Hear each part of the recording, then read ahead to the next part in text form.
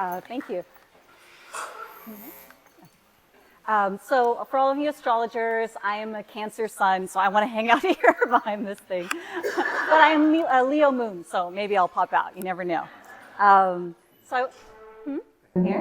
Ooh. So much for the Cancer sun that doesn't want to be seen and heard. Okay, so I want to talk to you about a little known technique called the Rainbow Bridge technique. And this is an esoteric technique for really activating this Rainbow Bridge channel along our spine.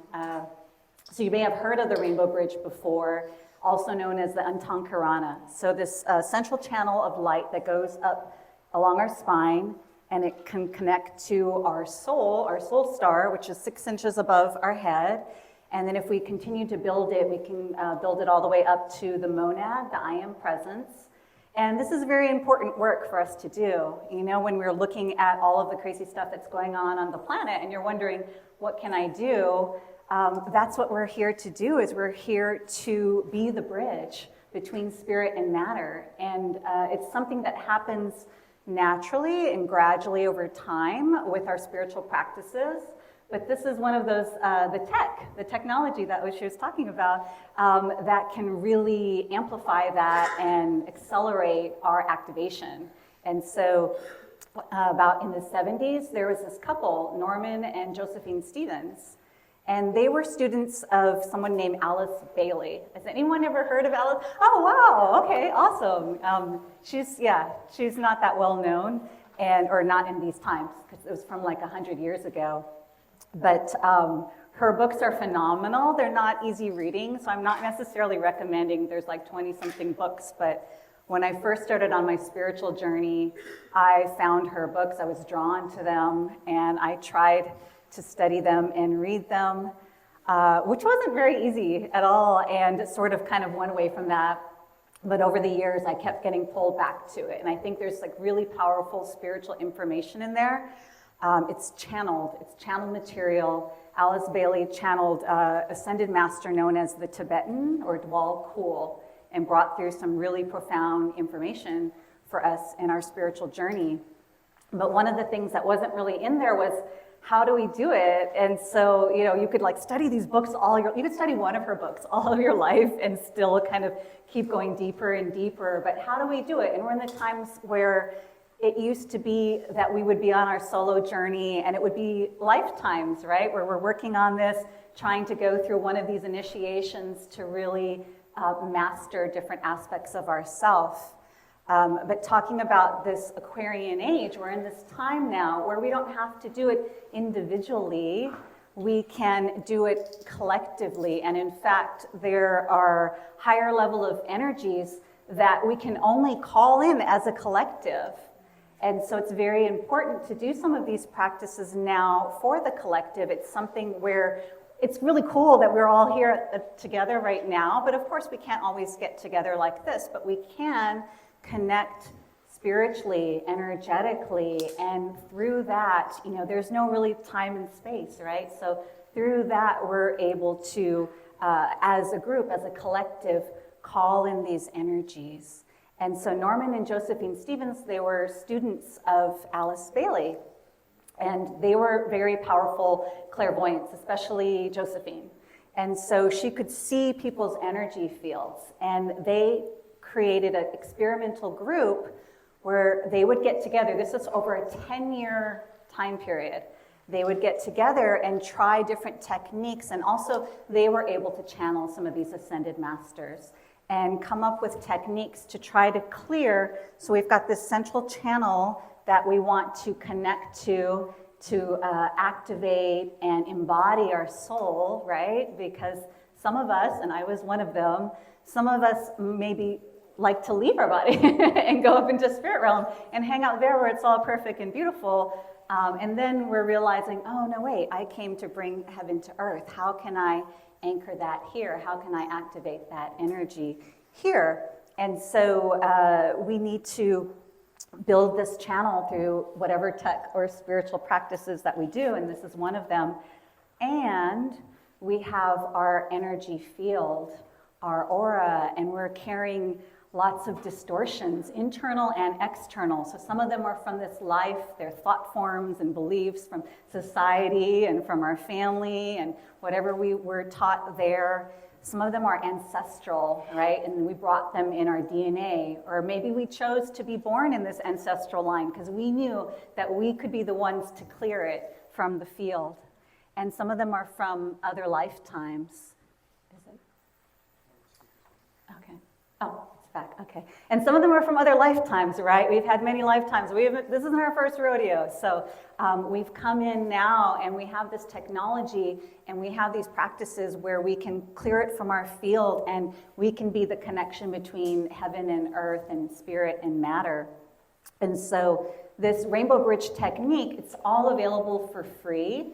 When I first found it in the late 90s, there is a website. It's soul1.org, and you can come find me and ask me later if this interests you at all. And I had found the information online, and I was trying to practice it sporadically over the years. And then a number of years ago, I found a teacher, Chloe Folon, who's in Ireland, and I've been doing the Zoom classes with her. And eventually I'll be teaching this as well because it's so powerful. In all these years and all these practices that I've been doing, when I really dedicated myself to doing this practice, I felt the most shift as far as when you clear your energetic field, you notice that the things that used to trigger you are not triggering anymore. You still notice them and they still bother you, but you don't act in that like impulsive way anymore because something's been cleared out of your field. And so I can't guide you through the actual phase 1 Rainbow Bridge today because it's something where you really need to do it like each phase. It's a step-by-step process, and the first phase is to sort of clear out the gutters. So imagine if you cleared out the gutters a little bit here, and then you like went away from it for a while, they're all gonna get dirty again, right? They're all gonna get junk in them. So it's a process that you dedicate a couple months to really clear out for the first phase, and then go to the next phase, and so forth. But there are a few wonderful practices from the Rainbow Bridge technique that I want to share with you. They're things that are not hard that you could employ in your life right now to begin to shift your energy field, to create more light on the planet so that we can all anchor that light on the planet. As Shannon said before, you know, that the darkness is us. It's from within us. So we each can clear a piece of that. We can each anchor that in. So what I want to share with you today that we'll practice first is the soul mantra, invoking the soul. And as Shannon said earlier too, the I am. Well, I am what? So we're going to do the I am the soul, and we're going to call in our soul and bring that energy in, or just to identify with it, because it's already in, right? We just need to reclaim that as who we are. We're going to call in the soul, and as you probably know, with any mantra, it's important to feel the energy of each thing that you say, not to just, I was doing this soul mantra for a number of years way back when, and I was just kind of saying it like without thinking that that was going to do its magic, and I'd be washing my dishes and saying the soul mantra, or scrambling my eggs and saying the soul mantra. It probably wasn't doing very much at all. I mean, it's probably doing something, right? But because there's a little bit of intention. Just to say it, there's some intention. But if you were to say each stanza and really feel and tune into what it means, it's so powerful. When I started working with my teacher, Chloe, and she would say it so slow. And even though I'm Cancer Sun, I have a lot of Leo energy. So I just want to go faster. It's like, oh, this is so slow. But what I found is that when I was saying it slowly and intentionally, oh my gosh, I could just feel the energy. And so we're going to do the soul mantra, and then we're going to call in the spiritual vortex of light that you can call in from the higher realms to clear that auric field. And this is something, the soul mantra is something that you can do anytime, just intentionally. Anytime you're going to do a spiritual practice, do the soul mantra first. It'll heighten and amplify it. And then the spiritual vortex, anytime you want to clear your field. So anytime you've, anything really, I would recommend doing it at least once a day. But after any spiritual practice, after anything that's triggered you, which, we are in the eclipse portal, so that might be a lot of things right now. And then finally, we're going to do the Great Invocation. Has anyone heard of the Great Invocation before? Oh, very nice. Okay, awesome. The Great Invocation was channeled by Alice Bailey from Dwalpool, that ascended master. And this was brought through like 100 years ago. And the Great Invocation is part of how we can all together as a collective call in some of the highest frequencies from spirit, because if on our own we were trying to pull in that frequency, it would fry our whole system. And so the Great Invocation was given. Again, it doesn't mean we have to all be in a group at all, because there's people all around the planet that are doing the Great Invocation, that have been doing it for 100 years. There are people all over the planet doing it. So anytime that you do it, if you can connect to your soul star by doing the soul mantra first, 6 inches above your head, and then just imagine like streams of light connecting. It's a network of light all around the planet. We're anchoring this light. And so when we call in the highest levels of spirit through our deep, sincere desire, and we're connecting with the collective, it's so powerful. And this is what we're needing for the Aquarian age, right?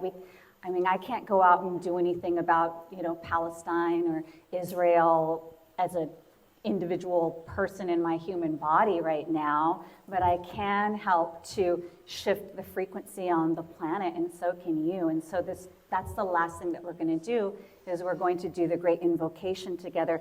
Connecting soul star to soul star is a very safe way to connect. So I'm a sensitive, and so I don't want to connect to everybody's energy. I told you I'm Cancer Sun. I'm like, I don't want to feel everybody's stuff. When you connect soul star to soul star, you're connecting at that high level, not where all the muck is. And so you can always connect soul star to soul star with others and not pick up people's stuff. So we're going to do the soul mantra first. I'm going to just explain each stanza to you. So again, so that when we do it, then you'll really feel it. Okay, maybe I've been talking too much. I'm going to try to see what I can fit in here. Okay, so the soul mantra, the first thing that we say is, I am the soul. And you focus 6 inches above your head. And when you say, I am the soul, whether you can visualize this, because I'm not an inner visual person, whether you can feel it, that's how I experience it, or whether you're not sensitive at all and you just have this intention. When you say, I am the soul, your soul star lights up. And then, I am the light divine. And when you say, I am the light divine, your soul star sends rainbow firelight all along your central channel. Ooh, I just felt that. Okay. And then you say, I am love. And your soul star, from the heart of your soul star, beautiful rose gold energy flows through your central channel. Maybe you feel that too. I just felt that. And then you say, I am will. And there is, and again, if you don't remember all of this, it's okay. I am will, there's purple, bright red, indigo, and white light that comes down through your central channel. And then you say, I am fixed design. And this is like the weirdest one, right? That's the one people are, what's I am fixed design? I am fixed design is that we all come in with a soul purpose. And that's what's fixed, is we came in with the soul purpose. When you say I am fixed design, your chakras light up and activate. And so let's at least do that together, and then maybe we'll be able to do the Great Invocation, and I might need to skip the spiritual vortex today. Okay, so I'm going to repeat it, and then you say it after me. You might want to close your eyes, sense, feel, imagine within you.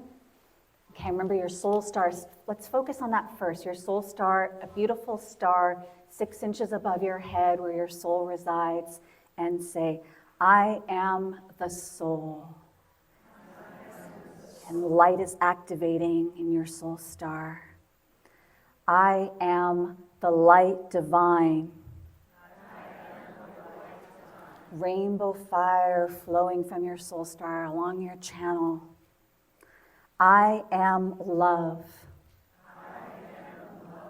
Rose gold energy from the heart of your soul star flowing through.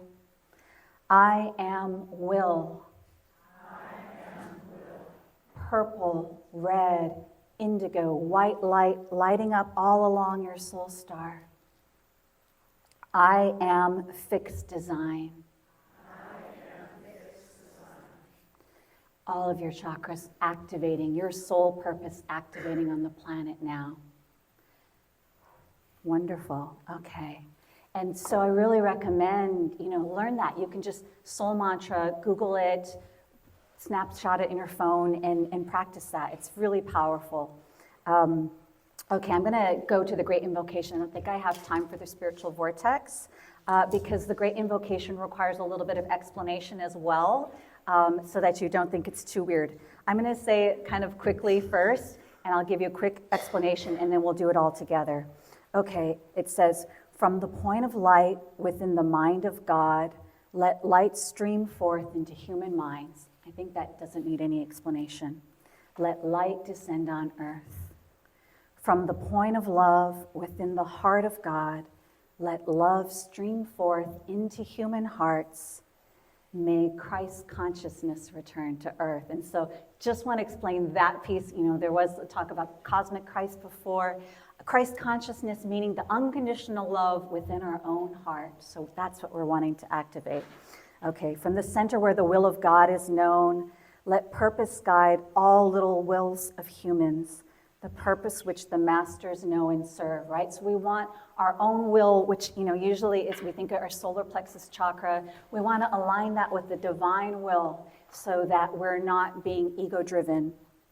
And then it says, from the center which we call, the purpose which the masters know and serve, the ascended masters.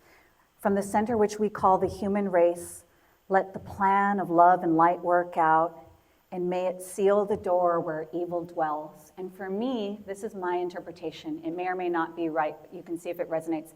May it seal the door where evil dwells is this place in our solar plexus chakra, where we're coming from our ego will, and let us move our will up into higher will. So as Shannon said before, like them, that's us. We're coming in to heal our own darkness. And so may it seal the door where evil dwells. Let light and love and power restore the plan on earth, the divine plan of oneness for all of us, okay?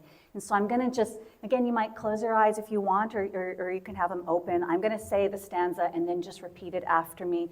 But first, let's connect soul stars to one another if you feel comfortable. Soul stars to everyone on the planet who is saying the Great Invocation. And we are creating this web of light on the planet from the point of light within the mind of God. Let light stream forth into human minds. Let light descend on earth. From the point of love within the heart of God. Let love stream forth into human hearts. May Christ consciousness return to earth. From the center where the will of God is known. Let purpose guide all little wills of humans.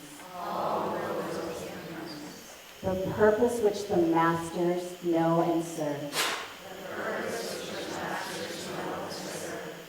From the center which we call the human race. Let the plan of love and light work out. And may it seal the door where evil dwells. Let light and love and power restore the plan on earth. Beautiful. It is really beautiful. I recommend, again, Google it, find it. Whenever you say it, connect to all the other beings on the planet that are doing it. And again, if you're interested in the Rainbow Bridge, you need to know the information, come to me and I'll give you the website where you can get that for free. Thank you so much, everyone.